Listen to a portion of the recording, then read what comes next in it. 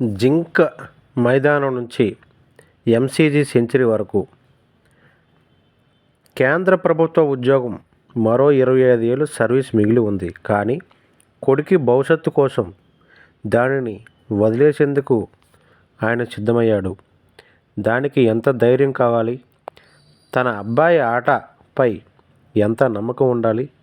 విశాఖపట్నానికి చెందిన ముత్యాలరెడ్డికి ఆ నమ్మకం ఉంది. అందుకే ఆయన వాలంటరీ రిటైర్మెంట్ తీసుకున్నాడు. మున్ముందు ఎన్నో ఆర్థిక సమస్యలు వస్తాయని తెలిసినా అన్నింటినీ తట్టుకునేందుకు రెడీ అయ్యాడు.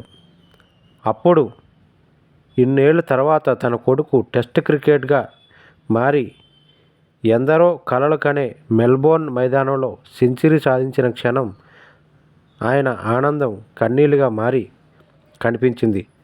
తన కష్టం ఫలించిన రోజు.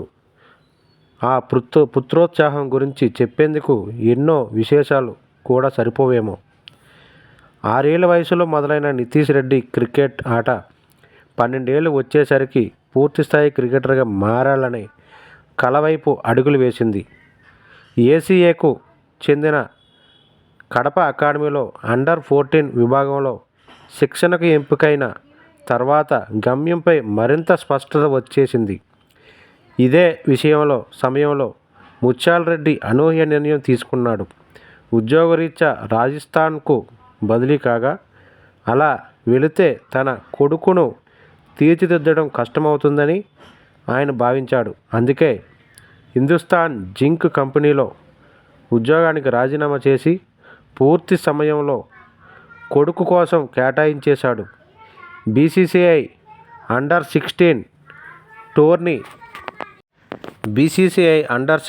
టోర్నీ విజయ్ మర్చెంట్ ట్రోఫీలో ఒకే సీజన్లో రికార్డు స్థాయిలో ఏకంగా 1237 పరుగులు చేయడంతో అతని సత్తా అందరికీ తెలిసింది. 176.71 సగటుతో 4 సెంచరీలు, 2 అర్ధ సెంచరీలతో చేసిన ఆ పరుగులు బీసీసీఐ ఉత్తమ ఆటగాడి అవార్డును అందించాయి. నాగాలాండ్తో జరిగిన పోరులో 366 బంతుల్లో 60 4లు, 7 సిక్స్లతో చేసిన 441 పరుగులు నితీష్ ధాటిని చూపించాయి. అలా మొదలైన ప్రస్థానం అండర్-19 జట్టుతో పాటు ఆ తర్వాత ఆంధ్ర సీనియర్ టీంలో కూడా అవకాశం కల్పించాయి. ఐపీఎల్లో సన్రైజర్స్ హైదరాబాద్ తరపున నితీష్ దూకుడును అభిమానులంతా చూశారు. గత రంజీ ట్రోఫీ సీజన్లో ఆంధ్ర తరపున 25 వికెట్లు తీయడంతో అతని బౌలింగ్ పదును కూడా సెలెక్టర్లకు అర్థమైంది. అందుకే జాతీయ జట్టులో అవకాశం వెతుక్కుంటూ వచ్చింది. నితీష్ తాజా ప్రదర్శన టెస్టు జట్టులో అతని స్థానాన్ని సుస్థిరం చేయడం ఖాయం. ఇదే జోరు కొనసాగిస్తే 3 ఫార్మాట్లో కూడా ఈ అబ్బాయి అద్భుతమైన ప్రదర్శన చేయడం ఖాయమని విశ్లేషకులు భావిస్తున్నారు.